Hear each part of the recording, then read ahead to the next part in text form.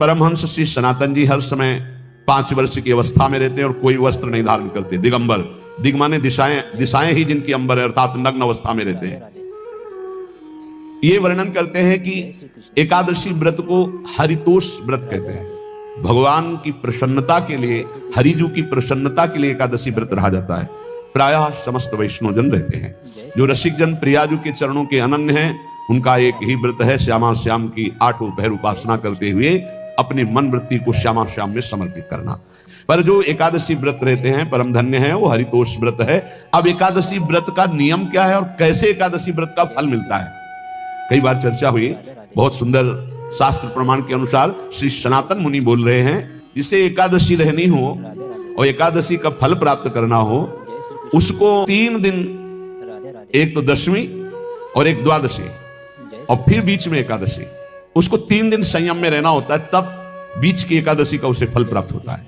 जिसे एकादशी व्रत रहना हो उसका नियम है कि दशमी के दिन कांसे के पात्र का त्याग करें।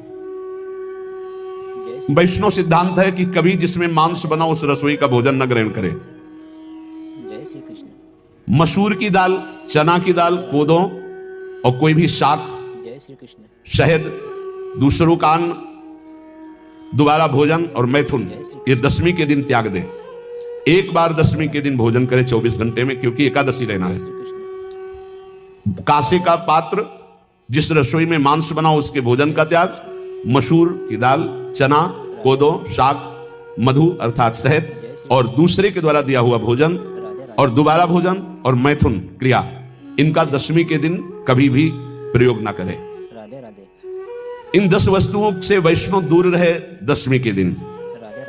फिर एकादशी के व्रत में, ये पीछे तो हम वर्णन कर ही चुके हैं, कहीं नहीं आया यहाँ कुटू का वो कचौड़ी पकौड़ी और सिंघाड़ा का हलवा और ये दुनिया के खीर और सब। ये एकादशी के दिन किसी भी तरह की गेम आदि क्रीड़ा ना खेलें। जैसे अब आज व्रत है तो बैठे हैं अपना मोबाइल में गेम खेल रहे हैं, ऐसा कोई भी क्रीड़ा नहीं, द्यूत क्रीड़ा, किसी भी तरह का गेम, ये सब खेल नहीं। एकादशी के दिन उपासक को चाहिए कि वो किसी भी तरह की क्रीड़ा, मनोरंजन बिल्कुल नहीं, नींद नहीं लेनी उसको, न दिन में न रात में। एकादशी व्रत, और प्रायः पुराने महापुरुषों ने ऐसा किया है। रामदास जी डाकोर के रात में जाते थे, रणछोड़ भगवान के यहाँ कीर्तन करते थे जाकर, तभी तो भगवान उनके कीर्तन पर, उनकी भक्ति पर रीछ कर गाड़ी में बैठकर उनके साथ आए थे। पूरी रात जगकर कीर्तन करना, और दिन में तो सोना ही निषेध है, पान खाना निषेध है। एकादशी को बिल्कुल नहीं। जो व्रत रह रहे हैं, वृक्ष से तोड़कर जो दतून की जाती है एकादशी के दिन नहीं। दूसरे की निंदा करना, चर्चा करना नहीं, अर्थात अधिकतर मौन व्रत धारण करे एकादशी के दिन। चुगली करना, कोई चोरी करना, वाणी से, शरीर से, मन से किसी को दुख पहुंचाना, भोग करना, मैथुन करना, किसी के ऊपर गुस्सा करना, झूठ बोलना, एकादशी के दिन ये नहीं करना चाहिए। एकादशी को एक बार कुछ फलाहार शुद्ध, अगर आपके पास कोई व्यवस्था नहीं तो थोड़ा दूध है, जल है, ऐसे आप लेकर, या थोड़ा सा फल लेकर, थोड़ा सा फल लेकर के प्राण पोषण, एक दिन में मर नहीं जाओगे। कितने तो निर्जला एकादशी रहते हैं, हर एकादशी निर्जला। पूज्य श्री मथुरादास जी निर्जला ही रहते थे हर एकादशी। चलो भैया, आपकी सामर्थ्य नहीं तो जल 2-4 बार ले लो, एक बार थोड़ा सा दूध और फल ले लो, चल जाएगा काम, प्राणों का पोषण हो जाएगा।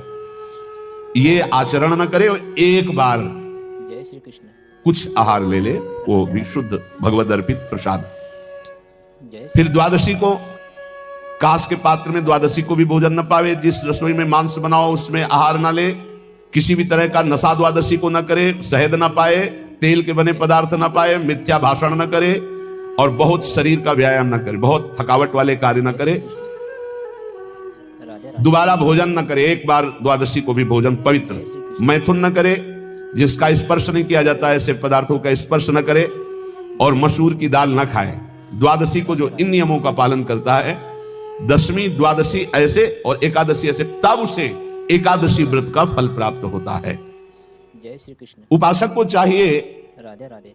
कि इन नियमों से व्रत का अनुष्ठान करे।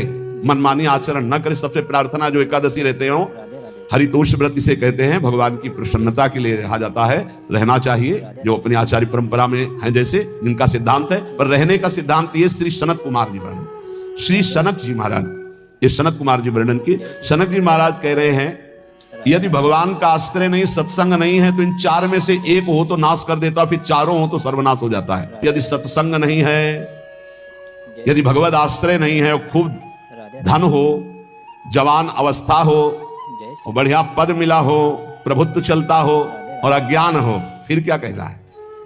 बोले ये चारों जहां मौजूद होते हैं वहां सर्वनाश का खेल शुरू हो जाता है। अगर इनमें से एक हो तो सर्वनाश करने में पर्याप्त है, और अगर चारों हो तो फिर क्या कहना है? जवान हो, खूब रुपया पैसा हो, कोई पद हो, कोई अधिकार हो बड़ा, फिर और अज्ञानी हो, तो बोले एक नाश कर देगा, फिर चारों तो नाश ही कर देंगे। और अगर सत्संगी है तो ये चारों महान कार्य कर देंगे। जवान है, खूब दूसरों की सेवा, मेहनत पूर्वक धन संपत्ति कमाकर माता पिता की सेवा, परिवार की सेवा,